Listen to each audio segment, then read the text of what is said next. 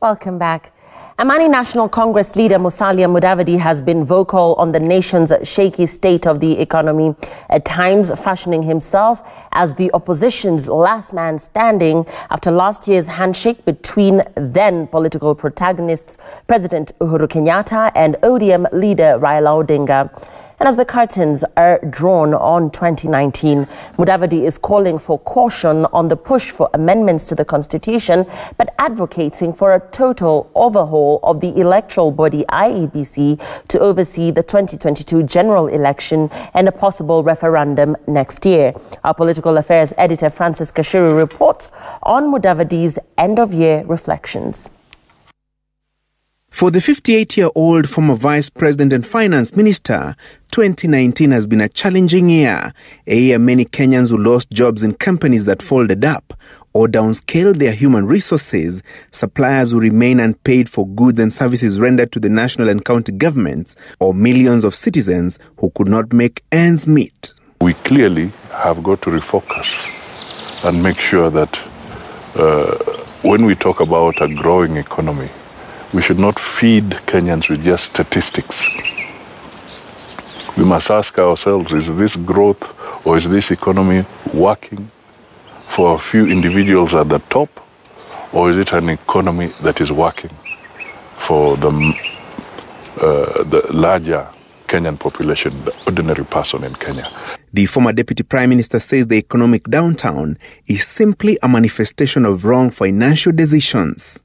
For instance, when I talk about debt today, one of the biggest problems I was dealing with when I was in Treasury was debt.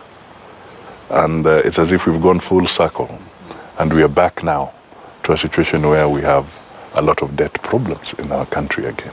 And that tends to speak to the fact that maybe Kenyans take too long to draw from their lessons. The country's debt burden stands at 6 trillion shillings and is likely to rise in 2020. The 2019-2020 budget has a deficit of over 500 billion shillings that must be plugged through domestic and foreign funding. Frankly speaking, I think the pressure of the huge debt is beginning to manifest. Secondly, corruption.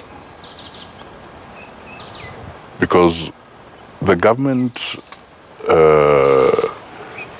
wanted to have a lot of investment in capital projects or infrastructure projects, and they did put some money in there. But there's a mismatch between the money that went in, or the money invested, and what is the projected outcome, or what is the outcome. So these are very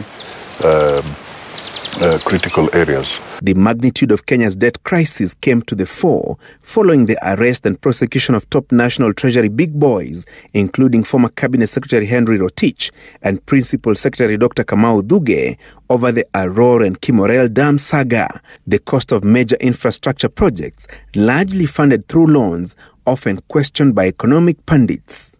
What has now become apparent is that in the last few years, this government went more for commercial borrowing than concessional borrowing.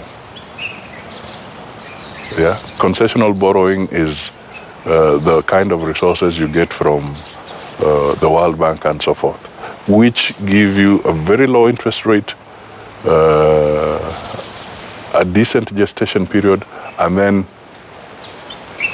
a maturity period or a repayment period that is much longer.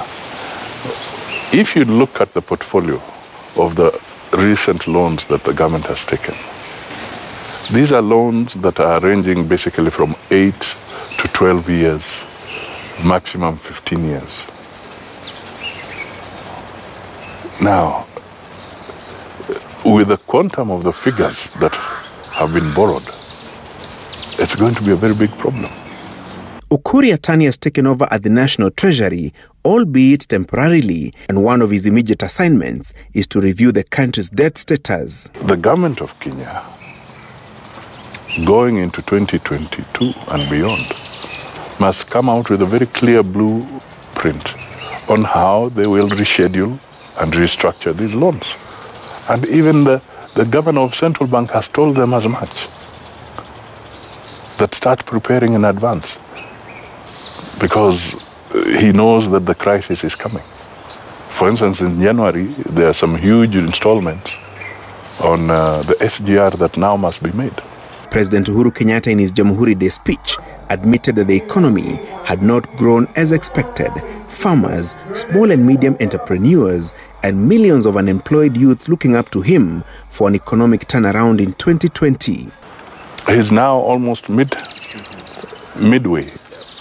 when it comes to his second and final term. It is important some critical decisions are taken now, because history has shown in many jurisdictions globally that it can become very difficult for an outgoing president to get the kind of attention that his directions should get when they believe that a term is coming to an end.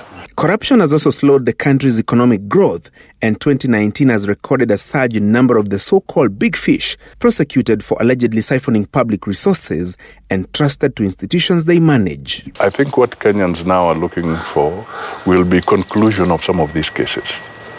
You know, not just take people to court, but have them dealt with logically, procedurally, and in conformity with the law, and then brought to an end. So if that does not come through in the next few months, then one will really ask whether we are on top of the war against corruption or we are losing it.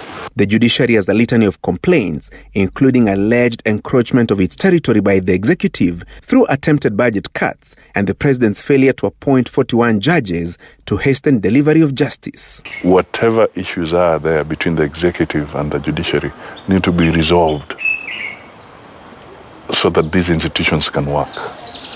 Without a functioning judiciary, the war on corruption will not be won. But the graft war has not escaped criticism, with some of the targets, including 3 governors, claiming it was a witch hunt with a desired political endgame on the 2022 State House succession. To me, that would be a lame excuse. I think what should speak to issues of corruption is the evidence that is put on the table. So if you know that you are breaking the law, if you know you are engaged in an issue that generates conflict of interest, you did not do it because of your political affiliation. You chose to do it.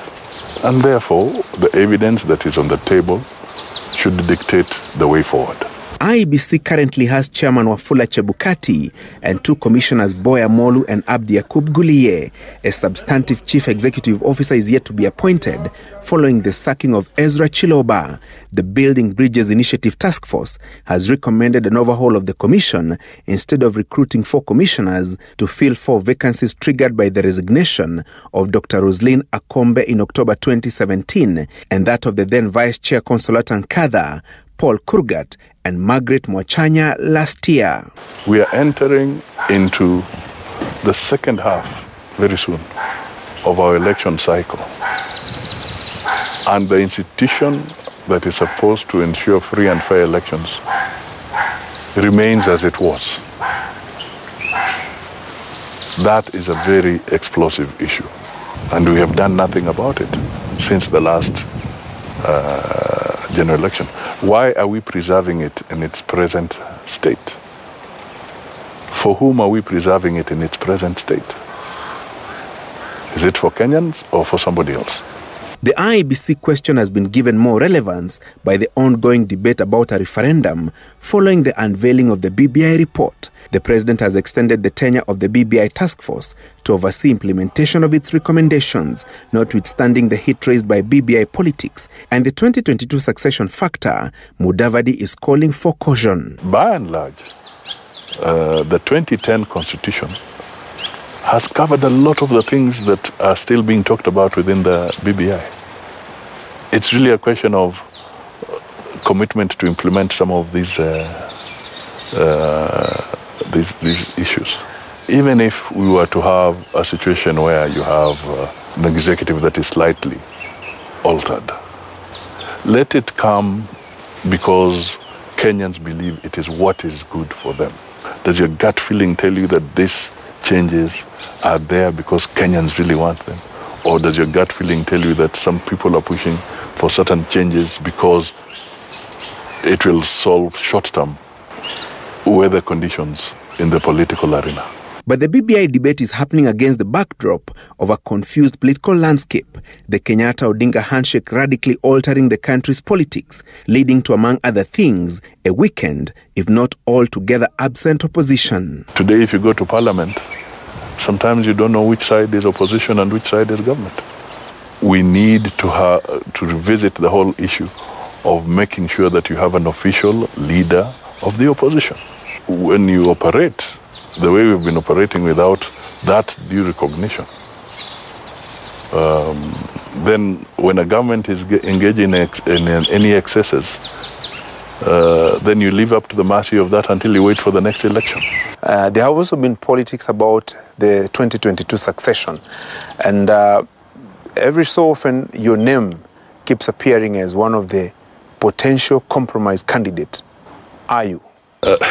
You know, the only thing I can say is that that is speculation, all right? The ultimate people to make a decision on who is going to be Kenya's leader is really the voter. And I think, if at all I'm being talked about a little more, is because I believe I'm the one who is addressing the issues that affect the common man more than anybody else. Yeah. Most of the others are dwelling on power structure arrangements. But I've been very consistent on matters around the economy and the need for us to sort out the economy. The National Super Alliance seemed like your brainchild, yeah? NASA. Does it still exist? I mean, in Kibra we saw ODM, Ford Kenya and ANC field competing candidates. Is there a future for NASA to 2022? Legally, NASA exists. NASA has not been wound up. For NASA to come to closure, you need at least 3 political parties walking away, officially. As I speak to you now, none of the constituent parties has walked away. But I would also be cheating myself and cheating Kenyans if I said that we have not had a few cold moments. There have been some cold moments. 2019 is also the year Mudavadi penned his autobiography titled Soaring Above the Storms of Passion, and described how Odinga allegedly betrayed his core principles in NASA, with the mock swearing in January last year and the handshake with Kenyatta months later, Odinga dismissing Mudavadi, asserting, and I quote, "I don't want to discuss Mudavadi's book, mostly because he suffers from serious memory lapses from the claims he is making." End of quote. There's nothing personal in what I have written. And it gives room for them to give, for others to give a different narration of some of the events that occurred. The ANC leader, as is his tradition, is spending the holiday season in Mululu Sabatia constituency, Vihiga County, ahead of the changeover to 2022, a politically charged year that could well define his political future in significant ways. Francis Gachuri, Citizen TV.